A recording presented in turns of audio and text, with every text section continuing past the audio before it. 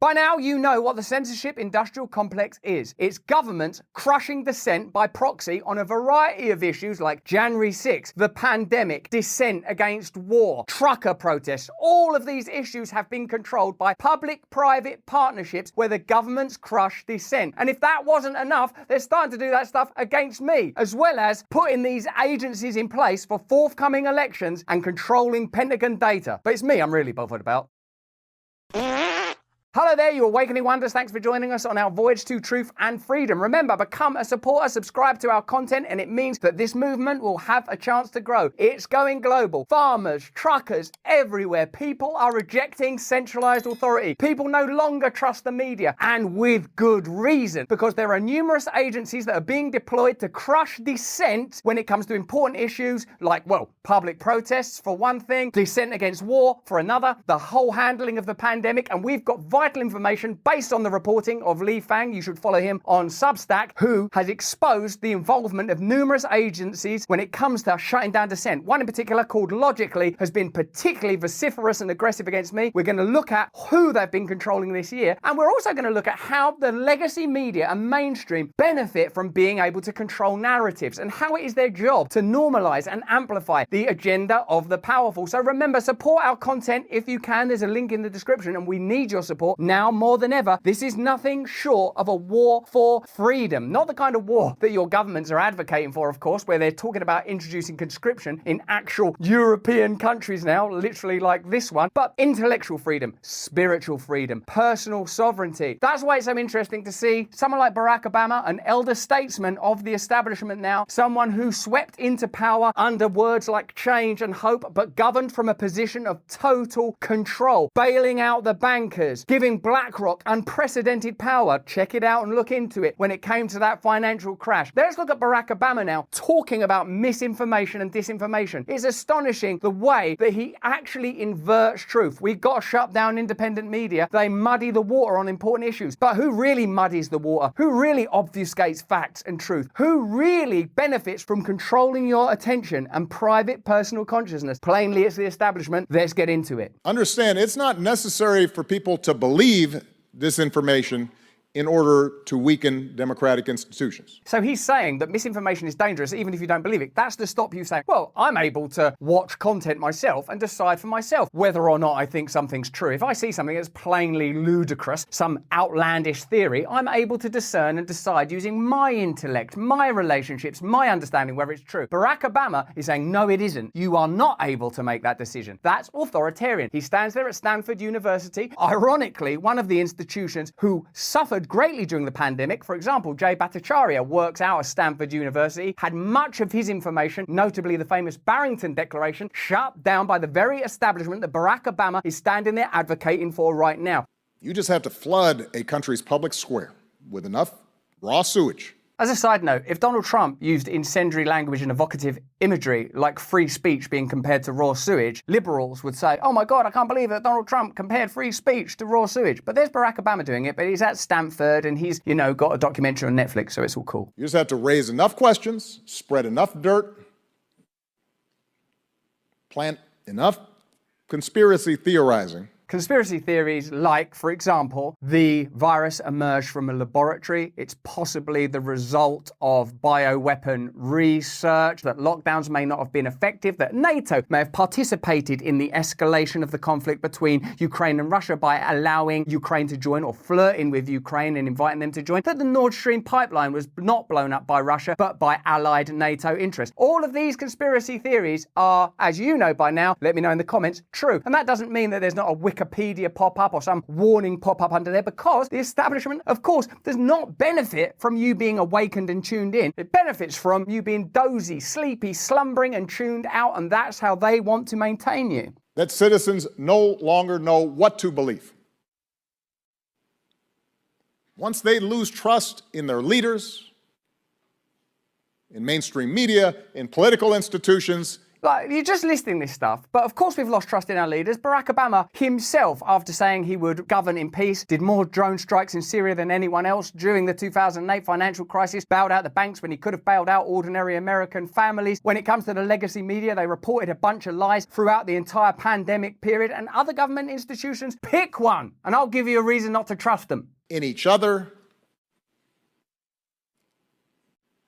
in the possibility of truth, the game's won. So that is Barack Obama, statesperson for the establishment, mouthpiece for establishment interests. I'm not judging Barack Obama on anything other than his record while in office. The drone strikes, the 2008 crash, how he responded to it, and what he does now. We have some excellent reporting here from Lee Fang that explains to us exactly how the government is able to create a censorship industrial complex through the deployment and employment of peculiar non-government agencies that essentially function as the cartilage between corporations and national governments, and how the two of them work together to shut down dissenting voices. I'm particularly passionate about this because I'm one of those voices, only one of many. And of course, I recognize that the real important thing is you, your attention, your consciousness, your compliance or disobedience, depending on what stories you pay attention to. This is fascinating. Brian Murphy, a former FBI agent who once led the intelligence wing of the Department of Homeland Security, reflected last summer on the failures of the Disinformation Governance Board, the panel formed to actively police misinformation. The board, which was proposed in April 2022 after he left DHS, was quickly shelved by the Biden administration in a few short months in the face of criticism that it will be an Orwellian, state-sponsored Ministry of Truth. We can't continue to make this content without your love, devotion, and faith, and we appreciate them all. We also need, of course, our loving sponsors and partners like Field of Greens. Now, resolving to eat healthier this year was easy. Actually doing it, that ain't so easy. Better nutrition is a key to health and longevity. We want to stick around here for the revolution, don't we? And a healthy diet could even help you avoid health risks that run in your family. How is your family? Field of Greens is my healthy superfruit and vegetable habit. It's one of the best habits I've ever had. It's the only fruit and vegetable product that literally promises better health. At your next checkup, your doctor will notice your improved health if you can get an appointment, or you will get your money back. Do your vitamins or green drinks promise better health? They're unable to. Each superfruit and vegetable in Field of Greens was doctor selected by an actual doctor for a specific health benefit, not at random. Some support the heart, some support the lungs, some support the kidneys, others support metabolism for healthy energy and weight loss. Look, if you resolve to get healthier in 24, it all starts with Field of Greens. I've managed through my own techniques to get you 15% off your first order and free rush shipping. They're not going to muck about waiting for Houthis to attack the ship. They're getting that stuff to you. Visit brickhouserussell.com and use the promo code BRAND. It's posted here. That's promo code BRAND, B-R-A-N-D, my name, at brickhouserussell.com. 2 S's, 2 L's. Let's get back into our content because this world needs us. It ain't going to save itself. In a July podcast, Murphy said that the threat of state-sponsored disinformation meant the executive branch has an ethical responsibility to rein in the social media companies. American citizens, he said, must give up some of your freedoms that you need and deserve so that you get your security back. You will hear this offering many times. We have to give up some freedom in order to get security. We all know there's going to be some sort of cyber event coming, I would imagine, in the coming months or at most years, that will be used to legitimize new measures to prevent ongoing encryption. This is not my information. Whitney Webb knows a lot more about this stuff than I do. You can see our interview together by clicking the link in the description following our content there. The legal problems and public backlash to the Disinformation Governance Board also demonstrated to him that the government has a major role to play, but they cannot be out in front. The government recognizes that they have to censor, otherwise they will lose respect and they will lose, therefore, control. But the job of censorship has to be done. This is how they've solved this problem, by appointing groups like Logically,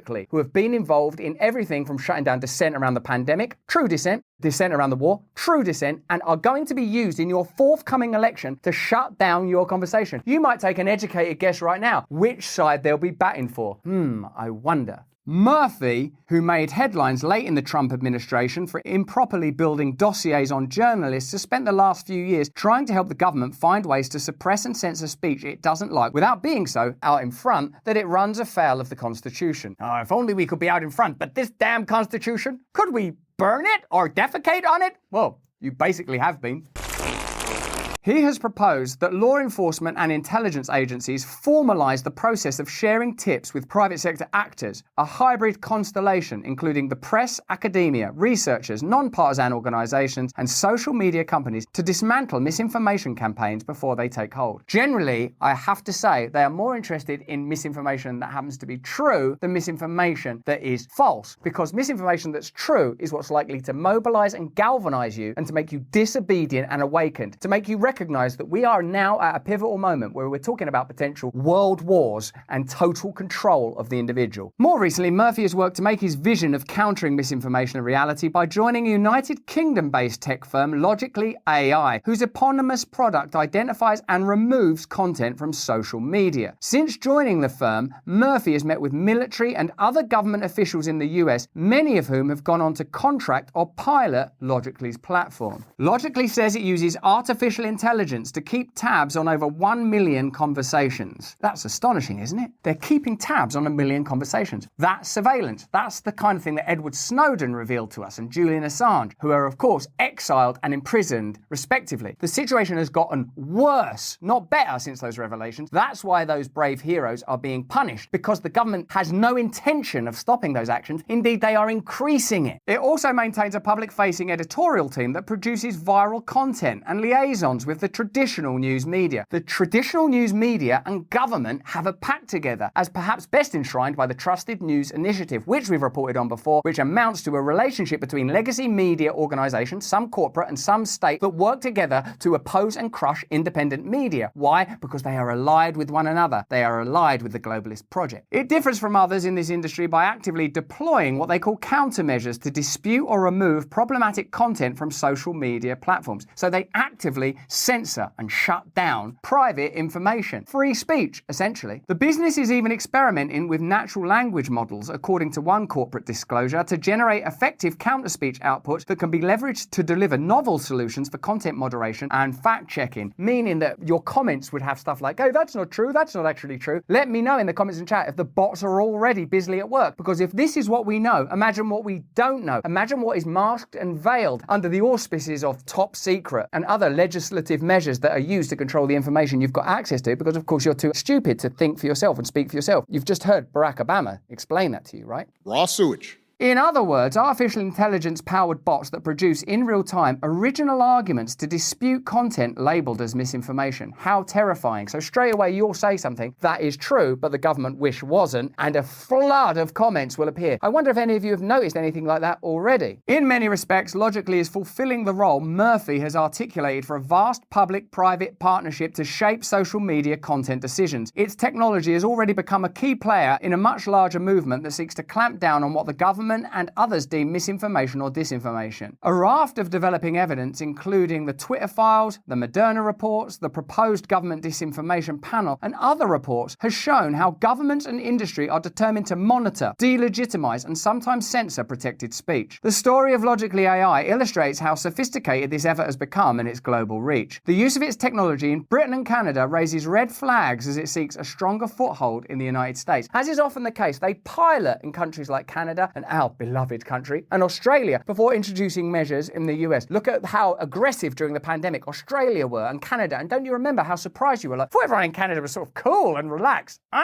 Or Australia, I thought those people were relaxed about everything. Wow, seems that there was some kind of authoritarian experiment being played out, doesn't it? Logically now has broad contracts across Europe and India, and has worked closely with Microsoft, Google, PwC, TikTok, and other major firms. Meta contracts with Logically to help the company fact-check content on all of its platforms, WhatsApp, Instagram, and Facebook. So they're not independent at all. You've got the government and private social media firms working together with a private organization that has the ability to demonetize, criticize, condemn, shut down, control, shadow ban your content, as well as, if it ever became relevant, providing a vast army of bots to dispute content that you were creating, whether it was true or not. Remember, malinformation, even by their own diagnosis and analysis, is information that's true true, but not convenient. The close ties to Silicon Valley provide unusual reach. When Logically rates a piece of content as false, Facebook will significantly reduce its distribution so that fewer people see it, apply a warning label to let people know that the content has been rated false, and notify people who try to share it. Meta and Logically announced in a 2021 press release on the partnership. Have a look right now under this piece of content. During the 2021 local elections in the UK, Logically monitored up to 1 million pieces of harmful content, some of which they relayed to government officials, according to a document reviewed by Real Clear Investigations. The firm claimed to spot coordinated activity to manipulate narratives around the election, information they reported to tech giants for takedowns. Remember, Logically are going to be working in your country coming up to 2024. I wonder what type of information they'll be amplifying. I wonder what kind of information they'll be controlling and censoring. Let me know in the comment and chats who you think Logically will be working for in the forthcoming election in your country. The following year, the state of Oregon negotiated with Logically for a wide-ranging effort to monitor campaign-related content during the 2022 midterm elections. In a redacted proposal for the project, Logically noted that it would check claims against its single source of truth database, which relied on government data, and would also crack down on malinformation, a term of art that refers to accurate information that fuels dangerous narratives. Accurate information that fuels dangerous narratives. Let me give you what my take on that is. If you knew the truth, you'd stop cooperating. So you have to be lied to. You have to be prevented from receiving the truth, because if you knew it, you would change. You would awaken. You would not cooperate. You would disobey. You would realize a new world is possible, because the more of this stuff I'm exposed to, the more I feel that way. And I reckon you do too, do you? The firm similarly sold Oregon on its ability to pressure social media platforms for content removal. So they told them that's what they're going to be doing. Logically's reach into the US market is quickly growing. The company has piloted programs for the Chicago Police Department, and Pentagon records show that the firm is a subcontractor to a program run by the US Army's Elite Special Operations Command for work conducted in 2022 and 2023. Questions swirl over the methods and reach of the firm as it entrenches itself into American life, especially as Logically angles to play a prominent role in the 2024 presidential election. Extraordinary. So look at the power that this organization has. Look at the funding that it's receiving. Look at its apparent goals, shutting down true but inconvenient information, and think about how that may play out in the next election in your country. The reason that the reporters know so much about Logically is because of the way they behaved in our country during the COVID pandemic. Let's have a look at that. In March 2020, as Britain confronted the spread of COVID-19, the government convened a new task force, the Counter-Disinformation Unit. The secretive task force was created with little fanfare, but was advertised as a public health measure to protect against dangerous misinformation. Caroline Dinenage, a member of Parliament overseeing media issues, later explained that the unit's purpose was to provide authoritative sources of information and to take action to remove misinformation relating to misleading narratives related to COVID-19. It's of course Caroline Dinenage that spoke to YouTube asking if they would be demonetizing our content after that curious scandal and attack era a couple of months back. Caroline Dinenage also sits on a committee that regulates social media, and she also proposed the Online Safety Bill, which ultimately amounts to censorship on the auspices of, you guessed it, protecting children. The CDU, it later emerged, had largely outsourced its work to private contractors such as Logically, which received a total of roughly $3.2 million.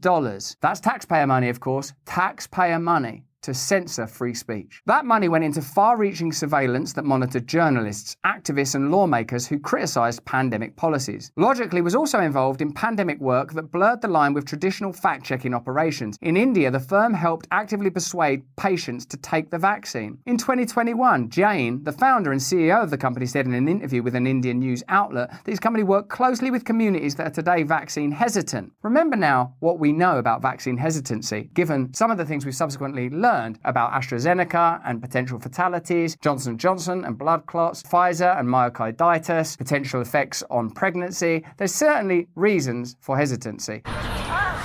But that's the kind of information that presumably Logically were involved in censoring and shutting down. The company, he said, recruited advocates and evangelists to shape local opinion. In 2022, Logically used its technology on behalf of Canadian law enforcement to target the trucker-led freedom convoy against COVID-19 mandates, according to government records. Now, you know how the government felt during that period. They illegally evoked an emergency act. They called those truckers Nazis. It seems wherever you find dissenting voices, wherever you find the potential for people to come together and oppose state globalist power, you will find organizations like Logically de-amplifying the information, creating evangelists and advocates to blur and confuse the conversation in precisely the way, actually, that Barack Obama said independent media do. Raw sewage. But it seems to me that while misinformation could take place in any community, the independent media's problem is not that it's dishonest, but that it's honest, that it's truthful, that it treats the audience as a member of a community, that is interested in conveying information that is not helpful to what seems to be a globalist agenda. Logically's team floated theories that the truckers were likely influenced by foreign adversaries, a widely repeated claim used to denigrate the protests as inauthentic. You will see Nancy Pelosi right now this week saying that anti-war protesters are probably funded by Putin and it should be looked into. If anyone's funding needs looking into, it's Nancy Pelosi's. In some cases, Logically has piled onto news stories to help discredit voices of dissent. Last September, the anti-misinformation site leapt into action after British news outlets published reports about the sexual misconduct allegations surrounding comedian and online broadcaster Russell Brand. Hey, one of the outspoken critics of government policy in Britain. Brand, a vocal opponent of pandemic policies, had been targeted by Logically in the past for airing opinions critical of the US and UK response to the virus outbreak, and in other moments for criticising new laws in the European Union that compel social media platforms to take down content. Specifically because I believe these censorship laws are not about protecting us, but about controlling us. That these censorship laws are about pushing legacy media outlets that amplify and normalise the narratives of the powerful and shutting down dissenting voices. And it seems that I'm right. Indeed, Logically, in all their snooping and spying and surveilling and censoring and shutting down, that nothing that had been said on this channel was untrue. But the site took dramatic action when the sexual allegations, none of which have been proved in court, were published in the media. Joe Ondrak, Logically's investigations head, provided different quotes to nearly half a dozen news outlets, including Vice, Wired, the BBC, and 2 separate articles in the Times that depicted Brand as a dangerous purveyor of misinformation who had finally been held to account. This is where you have to look at the content for yourself and decide for yourself. And again, that's one of the ideas that's being conveyed as conspiratorial and alt-right. Do your own research, that's fascist and right-wing. Trucker protests, they're fascist and right-wing. Farmer protests, they're fascist and right-wing. Vandana Shiva, the Indian activist, even she's fascist and right-wing. It seems that so many people are included in fascist and right-wing that it's the most inclusive and diverse group on the planet, ironically. This is the person that works for Logically, government funded, that employs people from the FBI and deep state. This is his statement about me and this content. He follows a lot of the ostensibly health yoga retreat, kind of left-leaning, anti-capitalist figures who really got suckered into COVID skepticism. Yeah, that means that during COVID, my attitude towards COVID and the measures altered based on information and science. Before, I was just sort of like, yeah, yoga, quite left-leaning, bit anti-capitalist because I'm worried about sort of issues of control and power. Then, hang on a minute, is this some sort of massive weird scam that's generating a wealth transfer where Big Pharma are getting richer and richer, where people that work for regulatory bodies are taking jobs in Big Pharma, that's legitimising state authoritarianism, where true information's being shut down? That sort of thing does make a person a bit cynical. COVID denialism and anti-vax, and then spat out of the Great Reset at the other end. Ondrak told Wired, look into the Great Reset, and it's a little truer than people like Joe Ondrak would like. In one of the articles published by The Times, Ondrak aired frustration on the obstacles of demonetising Brand from the Rumble streaming network. In an interview with the BBC, funded by taxpayer money, Ondrak, funded by taxpayer money, gave a curious condemnation, noting Brand stopped short of airing any actual conspiracy theories or falsehoods, but is guilty of giving audiences the ingredients to make the disinformation themselves. What? Like the truth is a cake that you make yourself. Look, I don't trust the state, I don't trust big corporations. During the pandemic period, I've seen a lot of lying and censorship of true information, ironically. During the trucker protests, I noticed a tendency to vilify the participants in a protest movement, probably, I reckon,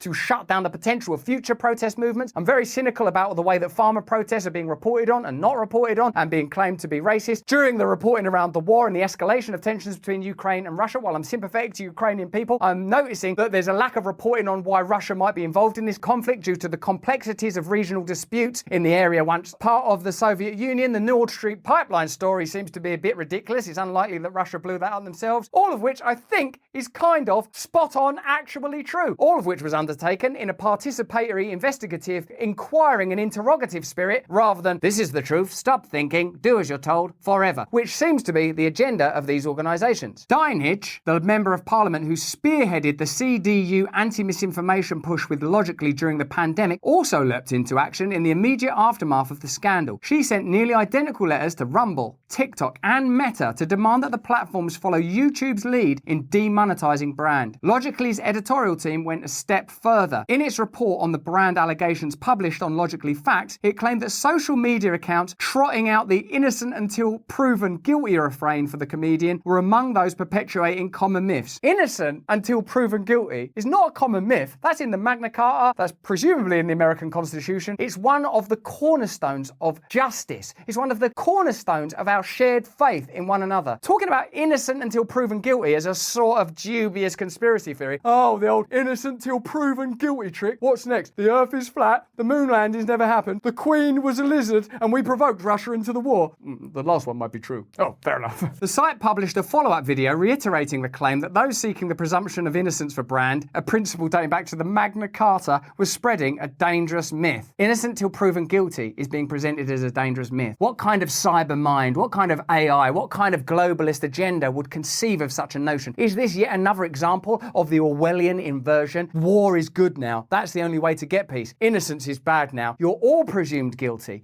In the same way they are all presumed stupid. That's what Barack Obama's position is. You aren't able to look at some information and decide for yourself what's true. Raw sewage. You need to be told what to do, told what is true, kept from access to information that is true that might make you think for yourself using the ingredients of truth to create disobedience and dissent. And most of all, you need to be kept compliant and told that a choice between either this party or this party is all that we can offer you in 2024 on the precipice of new global war. I would say that innocent until proven guilty is a pretty important principle. The unusual advocacy campaign against brand represented a typical approach for a company that has long touted itself as a hammer against spreaders of misinformation. The opportunity to remove brand from the media ecosystem meant throwing as much at him as possible despite any clear misinformation or disinformation angle in the sexual assault allegations. Rather, he was a leading critic of government censorship and pandemic policy, so the scandal represented a weakness to be exploited. And of course, it was at the time when Caroline Dinenage is advocating for, lobbying for the introduction of new, unprecedented censorship laws in this country. And new, unprecedented censorship laws are being asked for in the EU. And new, unprecedented laws, i.e. the driver's license for the internet, is being advocated for in your country, a Patriot Act, but for the internet. Because of this event, coming soon, we have to take these measures to control you. Notice now that these agencies work in a raft of countries. Notice now that they have incredible power. Notice now that dissenting voices and your individual sovereignty, your freedom of thought, forget your freedom of speech, is their enemy. So what can we do? Be discerning, disobey, be ready to dissent, never trust anything you hear from those organisations, and be ready to oppose them vehemently from this moment forward. But that's just what I think. Why don't you let me know what you think in the comments and the chat? Remember, we make original content every week exclusively for our supporters, and we need your support now more than ever, for we are under attack and we believe in your freedom. Indeed, stay free. Hey, thanks for watching. If you want to see more uncensored content where free speech can flourish, join our live stream. Click the link right here to watch the next video if you want to,